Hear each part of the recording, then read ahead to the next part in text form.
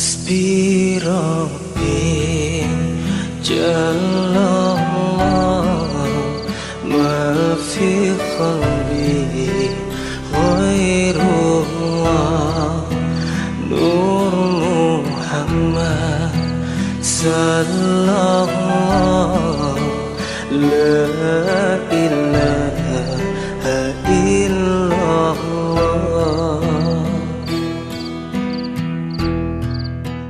Hikam kada begaji, kada begawi karena Allah. Seandainya begawi karena Allah, jar Allah, aku kawa maulah bos ikam itu kan bahasanya di bawah ikam kawa. Karena gajinya Allah Subhanahu wa taala, pemberian Allah Subhanahu wa taala jauh lebih besar. Nah, jadi kalau kita tadi itu begawi karena Allah, artinya begawi karena Allah ini apa? Akhirat didahulukan daripada dunia. Tidak ada orang yang sia-sia merugi kalau selama dia mendahulukan akhirat daripada dunianya. Nah, makanya kita kasih gambaran kemarin, akhirat itu seperti kepala, dunia itu seperti buntut. Nah, padahal kalau binatang yang buntutnya berjalan dulu, kepalanya di belakang, nggak ada. Ular misalkan buntutnya jalan dulu, kepalanya di belakang, nggak ada. Pasti kepalanya belok ke kanan, buntutnya ikut ke kanan. Nah, gitulah akhirat dengan dunia. Kalau pian dahulukan akhirat, kejar akhirat, dahulukan perintah Allah, dahulukan segala apa yang diperintah oleh Allah Subhanahu wa taala, yang dianjurkan daripada sunnah Rasul sallallahu alaihi wasallam, kemudian dengan niat benar-benar karena Allah. Karena Allah Subhanahu wa taala, maka pian akan dapatkan akhirat tersebut dan pian akan dapatkan daripada dunia yang menjadi buntut daripada akhirat. Mimman la yamlikulah wala nafsihi dharran wala naf'a. Nah, begitulah dikatakan oleh Habib Dhalal Al-Haddad. Kalian meminta kepada makhluk Allah Subhanahu wa taala, mereka itu sedangkan juga mereka tidak memiliki sesuatu. Makhluk ini gak punya apa-apa. Yang dia punya, yang ada di dia saja. Selebihnya tidak dia punyai. Sepandai-pandainya orang, pasti juga ada yang lebih pandai. Ya. Kemudian wala li nafsihi darran, tidak memberikan madarat. Manusia ini enggak memberikan madarat. Bagaimanapun dia menyakiti, bagaimanapun dia menginginkan kejahatan sama kita, cuma yang namanya manusia itu tidak memberikan madarat. Yang datang memberikan madarat itu hanyalah Allah. Wala naf'an, tidak ada yang memberi manfaat kecuali semuanya datang dari Allah.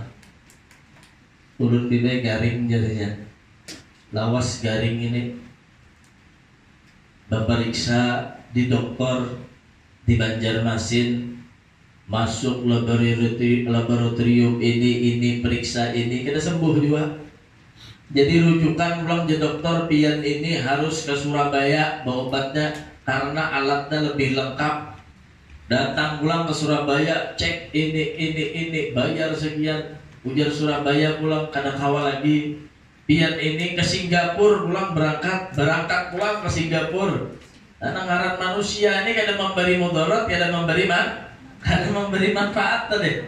Yalah, kecuali atas izin Allah. Sampai lagi di Singapura bawa obat ini kada juga sembuh. Boleh kayak pulang ke Banjar. Datang ke Banjar. Berikhtiar pulang, ngaran kada mau juga nih.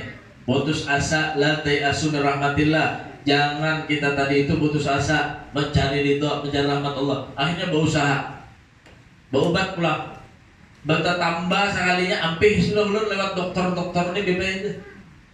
Coba bang bata tambah, wadah guru ini datang, wadah Habib ini datang, minta baju aja. Tiupakan sidin. Al-Fatihah ini baca ini amalannya Jasidin. Sekalinya apa? Alhamdulillah diberikan kesembuh. Ada nama itu? Ada. Siapa yang menyembuhkan? Apakah si Habib? Apakah si dokter? La dharra wala naf'a. Sama, mereka tidak memberikan mudarat, tidak memberikan manfaat. Datangnya mudarat dan manfaat itu dari Allah Subhanahu wa taala. Makanya habaib ulama di Hadramut itu bilanya sakit bukannya tambah malas ke majelis, tambah rajin ke majelis. Karena dia ingin mendekatkan mengadunya kepada Allah. Yang memberi manfaat dan mudarat adalah Allah. Bukan dia meninggalkan sholat, tambah dia sakit, tambah gemar sholat. Yang asalnya sholat duha 2 rakaat, sakit jadi 4 rakaat. Tambah banget sakitnya, tambah 6. Tambah sakit lagi lebih 8 jadinya dikerjakan. Nah itulah orang-orang soleh. Bahkan dikatakan dari sahabat Rasul Sallallahu Alaihi Wasallam, ada yang dia itu mengalami luka di kakinya, yang mengharuskan luka tersebut bila hendak sembuh dengan diamputasi. Ada. Jadi disarankan oleh tabib agar dipotong kaki yang tadi diamputasi sekira luka tersebut kada menjalar. Lalulah datang si tabib tadi kepada anaknya sahabatnya tadi. Betakun tabib nih, sekiranya Abah Hikam itu yang bisa tenang itu waktunya kapan? Supaya kita kalau motong kakinya tadi itu, karena dahulu gak ada obat bius. Mungkin sekarang ada obat bius. Jadi tanya tabib ini sama anaknya, Abah Hikam ini biasanya yang khusyuk benar itu yang kada bisa diganggu waktunya itu kadang waktunya itu kapan? Jangannya anak kita, wah ini ya lo takut dokternya pas wayahnya melihat sinetron SCTV itu khusyuk benar sih dia. Tegawil-gawil gini kan gak diingat lagi, pecah gelas piring kan kada tahu lagi, tegang benar nih bahasanya. Amun nang lakian wayahnya melihat berita, wayahnya melihat bola, artinya sidin khusyuk benar ya lah bahasa kita. Jadi jangan anak ulun kada pernah melihat abah ulun dalam keadaan serius, benar-benar serius, kecuali ketika beliau di dalam sholat dalam keadaan tahiyat akhir. Apalagi sudah kalau mengucapkan Assalamualaikum ayyuhan nabi wa rahmatullahi wabarakatuh. Wah itu sudah kadang ulun lihat abah ulun sholat ketika mengucapkan itu air matanya pun menetes. Jarang anaknya sahabat dia tadi. Kenapa? Karena mungkin saking rindunya dengan Rasul Sallallahu Alaihi Wasallam. Karena sudah meninggal Rasul Sallallahu Alaihi Wasallam. Jadi ketika sholat sahabat itu rata-rata ketika sudah mengucapkan Assalamualaikum ayyuhan nabi wa rahmatullahi wabarakatuh, beliau itu langsung menangis. Kenapa? Karena teringat ketika hidup bersama Rasul Sallallahu Alaihi Wasallam. Akhirnya jalan anaknya saat itu bang ulun nak tahu mana abah ulun ni yang kadang lagi pikirannya kesana kemari, kadang Assalamualaikum ayyuhan nabi rahmatullahi wabarakatuh diulang-ulang Assalamualaikum ayyuhan nabi rahmatullahi wabarakatuh, Assalamualaikum ayyuhan nabi rahmatullahi wabarakatuh. Mungkin ketidaksadarannya karena benar-benar rindu dengan Rasul Sallallahu Alaihi Wasallam. Akhirnya jadi tabib. Nah kalau kayak itu Abah Hikam ini wajib sudah dipotong kakinya nih. Soalnya kalau kada dipotong nanti penyakitnya bakal bertambah, merusak seluruh badannya. Kayak apa kalau kita rencanakan, karena kalau Abah Hikam sudah tahiyat akhir, kemudian sudah mengucapkan tahiyat Assalamualaikum warahmatullahi wabarakatuh, kita potong kakinya. Kayak apa? Jadi jalanannya, ayo sudah, dengan harapan abahnya bisa sembuh. Sekalinya pas sudah sholat, benar. Sekalinya pas sudah tahiyat akhir, membaca Assalamualaikum warahmatullahi wabarakatuh, dipotong kakinya, wala ada sedikit mukanya berubah. Namun kita ya Allah, sholat Allahu Akbar, hanya baju dadayan hanya karing ya Allah, hujan, gerutu hati sudah nih. Atau kunci kendaraan kan ada tercabut lagi, busnya hilang. Masya Allah, ya lihat orang-orang yang soleh. Benar, mereka itu beramal karena Allah Subhanahu wa taala. Kemudian cucunya Rasulullah kita lihat yang Al-Imam Ali Zainal Abidin As-Sajjad. Kenapa beliau ini diberikan gelar As-Sajjad? Karena setiap hari beliau ini mengerjakan sholat sunnah 1000 rakaat. Kita 2 rakaat aja ya lah awam. Kecuali kalau sudah terlipit. Terlipit itu apa? Datang oleh guru, je guru ikam kayaknya salat istikharah aja, ikam diminta lawan Allah, lalu tengah wis istikharah. Nah itu lagi pina hendak membangun rumah, tuntung rumah sudah, ikam sembahyang hajat, hanya sembahyang hajat. Ya. Masya Allah. Jadi amal ibadah kita ini jauh berbeda dengan orang-orang yang soleh. Nah, Imam Ali Zainal Abidin ini tiap hari sampai meninggal dunianya nggak pernah meninggalkan tiap hari sholatnya 1000 rakaat. Nah jadi biar saran bagi biar yang misalkan hendak mencarikan menantu atau hendak mengawinkan anak, syarat nomor 1 takuni dulu sholatnya kayak apa. Kalau ia takut dengan Allah, pasti dia akan menjaga hak-hak manusia juga. Kalau dia sudah tidak menjaga haknya Allah, tidak mau sholat, nah, jangan-jangan mereka juga akan mengarahkan kita hanya kepada dunia. Jadi lihat sholatnya. Imam Ali Zainal Abidin ini tiap hari sholatnya 1000 rakaat, sunnahnya. Nah, sampai dikatakan pada saat itu di Madinah terjadi kebakaran, dan kebakaran tersebut memasuki apinya di ruangan rumah Imam Ali Zainal Abidin. Jadi terbakar rumah Sidin nih. Sidin dalam keadaan salat. Nah, jadi abut sahabat ini ribut mau memadamkan api tersebut. Masuk mereka wa huwa yasjud. Api sangat besar, ternyata mereka menemukan Imam Ali Zainal Abidin di dalam rumah wa huwa yasjud, dalam keadaan bersujud kepada Allah. Wah, api tuh api sarumahan Sidin dalam keadaan sujud. Lalu bingunglah para sahabatnya, bingung. Kayak apa kita nih? Kita bantu Sidin keluar kah? Atau kita biarkan saja? Nah, bahasa kita nih diangkat ke Sidin ini dalam keadaan sholat ini, karena kan ada berubah juga. Posisi Sidin ini kada berubah. Tetap aja sujud kepada Allah Subhanahu wa taala di sujud akhirnya. Ternyata sudah mereka ini aja sudah inisiatif. Yang penting kita berusaha apinya kita padamkan. Dipadamkan, Sidin masih dalam keadaan sujud. Selesai sholat, assalamualaikum warahmatullahi wabarakatuh, assalamualaikum warahmatullahi wabarakatuh. Jadi asing-asingnya bertakun. Kenapa? Karena merasakah panasnya api ini tadi dia dalam keadaan sholat. Jadi Sidin, aku ketika sholat tadi membaca surat yang menyinggung tentang panasnya api neraka dan adabnya Allah Subhanahu wa taala. Hilang bagiku daripada panasnya api dunia. Masya Allah. Nah ini orang-orang yang benar-benar lurus hatinya kepada Allah Subhanahu wa taala. Sama orang yang biasa bangun tengah malam itu sholat tahajud, kalau menurut kita payah, uyuh. Bagi mereka yang biasa bangun tengah malam sembahyang tahajud, baginya nikmat. Nah itulah bedanya kita dengan orang soleh. Bagi mereka nikmat. Nah itu yang kadang kita dapatkan lagi. Kenapa hati kita ini tertutup dari nikmat tersebut? Kayak apa supaya kita dapat nikmat semacam nikmatnya mereka ini tadi? Bahkan itu bisa mengalahkan nikmat yang lainnya. Bahkan ulama mengatakan nikmat surga pun kalah dengan nikmat orang yang diberikan hidayah untuk bisa khusyuk menyembah kepada Allah Subhanahu wa taala. Masya Allah, mudah-mudahan kita dianugerahi ya Allah kenikmatan lezat beribadah kepada Allah Subhanahu wa taala. Selesai sholat tengah malam, Imam Ali Zainal Abidin subuh, ba'da 12 subuh, Imam Ali Zainal Abidin itu keliling kota Madinah itu, seluruh kota Madinah dikelilingi, dibawakan sembako oleh Imam Ali Zainal Abidin. Masya Allah. Dia andaki di muka rumahnya masing-masing, dianggung sendiri oleh Imam Ali Zainal Abidin berjalan muka rumah tiap hari itu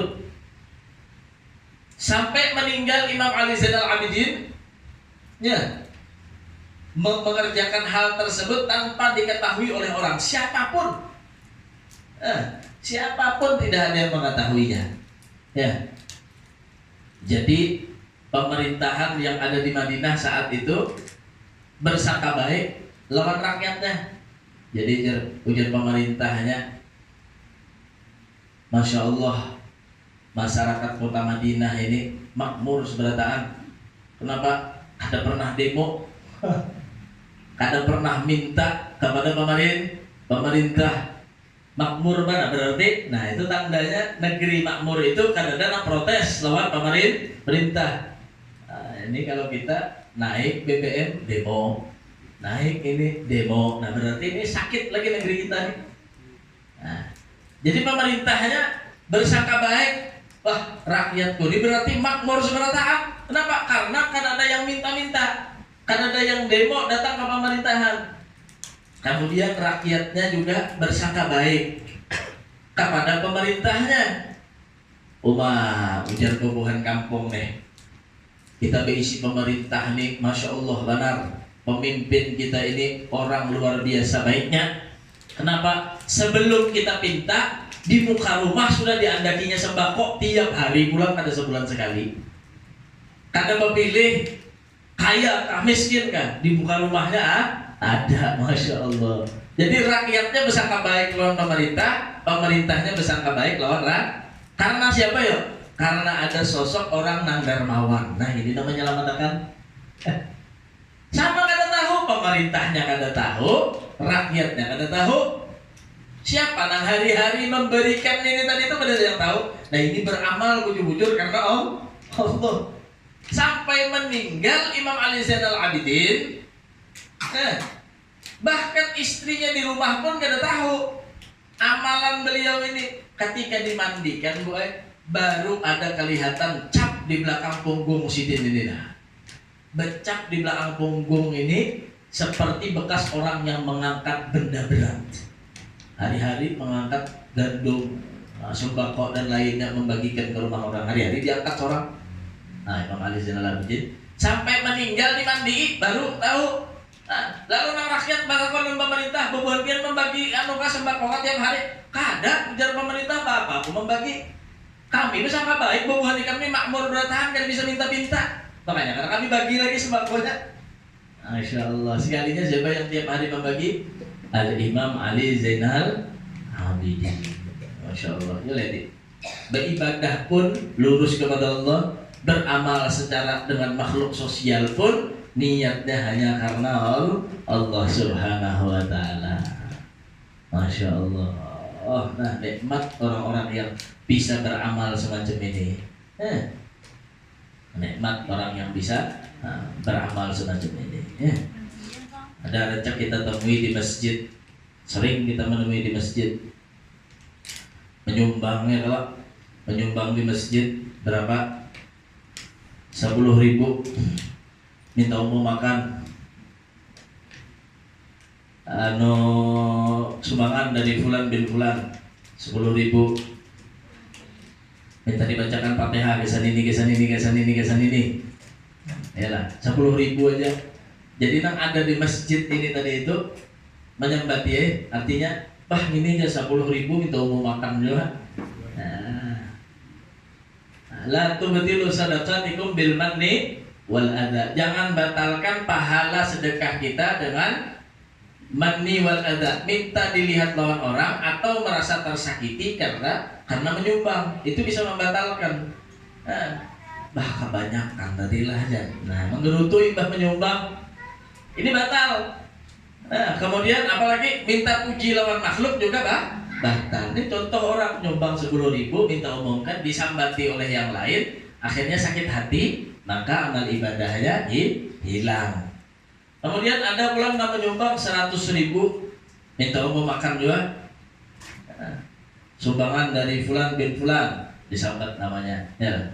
Merasa terbanyak pada 10.000, lalu bangga diri, wah seorang jarinya, ya lah. Nah, maka ini juga batal daripada amalnya. Kenapa? Karena minta lihat atau minta pandang atau tidak ikhlas, ya. Minta di hati, minta pandang, minta tangguh, batal ibadahnya. Kemudian lagi ada pulang yang ketiga, sumbangan dari hamba Allah, besambat juga hamba Allah. Ada besambat nama, nomor 2 tadi besambat nama, yang ini besambat hamba Allah aja, sebesar 500.000 rupiah. Banyak nih. Jadi jangan si ikung ulang menyahutin. Nah kaya itu menyumbang. Ada usaha besambat nyaran, ada usaha minta umum makan. Banyak pulang 500.000 rupiah. Nah itu seorang. Nah jadinya pahamlah.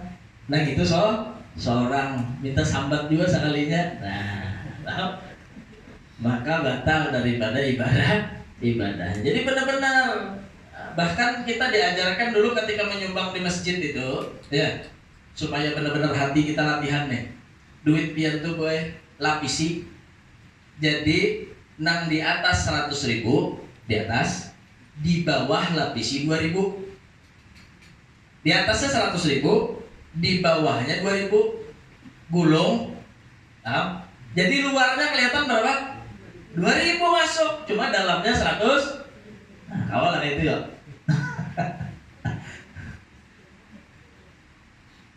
Wah, jurang sedikitnya jurangnya lah. Kadang apalagi celengan tuh berjalan sudah. Ada bisi duit 2.000 rasa supan mana nak membuat 2.000. Cuma kalau pian bujur-bujur ikhlas, amun dalamnya 100.000, itu yang akan pian ambil kepada Allah. Kulitnya biar aja orang melihat. Dalamnya akan pian ambil di hadapan Allah Subhanahu wa taala. Sulit. Emang sulit beribadah ini. Makanya apa jadi sulit? Karena ibadah itu adalah ada pahala dari Allah Subhanahu wa taala. Nah, disitulah pintu syaitan akan selalu menggagalkan orang yang mendapatkan pahala agar bersama-samanya nanti dimasukkan ke dalam neraka Allah Subhanahu wa taala. Nah, jadi mudah-mudahan pelajaran yang dapat kita ambil pada hari ini adalah kita berusaha menanamkan niat kita di segala amal kita. Apa aja, bahkan keseharian kita barengi dengan niat-niat yang baik. Maka kita akan meraih pahala dari Allah Subhanahu wa taala.